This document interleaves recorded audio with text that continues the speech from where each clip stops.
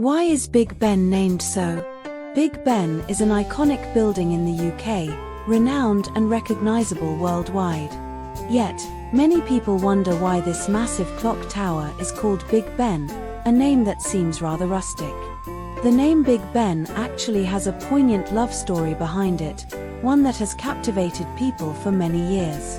In 1840, when the British Parliament building was being rebuilt, the MPs proposed constructing a large clock on it. Given London's world-famous Greenwich Observatory, the clock would broadcast Greenwich Mean Time with its resounding chimes, a source of immense pride for the British people. The task of designing the clock tower fell to architect Edmund Beckett Denison, known as Dent. However, he was troubled by an unprecedented challenge.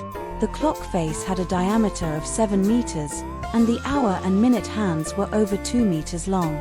Additionally, the tower needed 4 clock faces. Such an enormous clock was a daunting task. While Dent hesitated, his 26-year-old son, Frederick, was enthusiastic. "Let's give it a try," he said eagerly, bowing to the project planner, Sir Benjamin Hall. The Dent family is honored to serve Her Majesty. Old Dent sighed, knowing his son wanted to create a timeless masterpiece. With such an opportunity at hand, how could he refuse? Thus, the father and son moved to the construction site. Sir Benjamin Hall, moved by their dedication, also set up a tent on site to work alongside the laborers. One day, amidst the smoky, dusty construction site, a beautiful young woman appeared, wearing a noblewoman's whalebone dress, utterly out of place. Suddenly, she screamed as she nearly fainted, about to fall onto a straight steel rod. Everyone was stunned, but in a flash, Frederick caught her, injuring his arm on the rod and bleeding profusely. The young woman, shocked, quickly used her handkerchief to bandage Frederick's arm. As their eyes met, it felt as though their hearts were struck by something heavy, and the moment was like being in paradise. Sir Benjamin Hall witnessed this scene and was displeased, for the young woman was his 18-year-old daughter, Emma. At home, Hall sternly rebuked Emma, forbidding her from giving personal items to a lowly worker.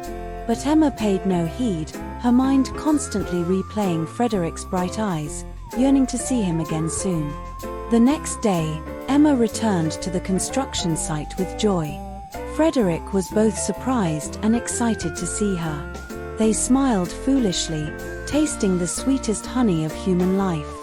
This sight infuriated Sir Benjamin Hall, who forbade Emma from returning to the site. Frederick, heartbroken, stood outside Hall's mansion in a snowstorm, unexpectedly spotting Emma on the balcony. They gazed at each other longingly, unable to be together. Frederick then had an idea. He wrapped a coin in the handkerchief Emma had given him and threw it over the mansion wall. Emma retrieved it, but Frederick waited in vain for her to reappear and left disappointed. Frederick caught a severe cold and developed a high fever, delaying the clock tower's progress. Sir Benjamin Hall, wanting the project to proceed smoothly, allowed Emma to meet Frederick again. Spring arrived, and the clock neared completion. Frederick's task was done, and Sir Benjamin Hall ordered him to stay away from Emma, threatening, "Don't go near Emma again, she's about to marry a duke." Heartbroken, Frederick turned to alcohol, while Emma defied her arranged marriage and eloped with Frederick one night. Without his son's help, old Dent fell ill and died before completing the clock. Enraged, Sir Benjamin Hall publicly announced old Dent's death in the newspapers, mocking Frederick as a coward. 3 months later, Frederick saw the news and, after much deliberation, returned to London to finish the clock, knowing he would never see Emma again. But for his family's honor, he had no choice. In October 1859, the clock was finally completed.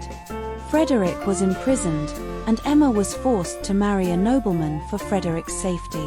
Queen Victoria was delighted with the clock tower and intended to name it Benjamin's Clock after Sir Benjamin Hall.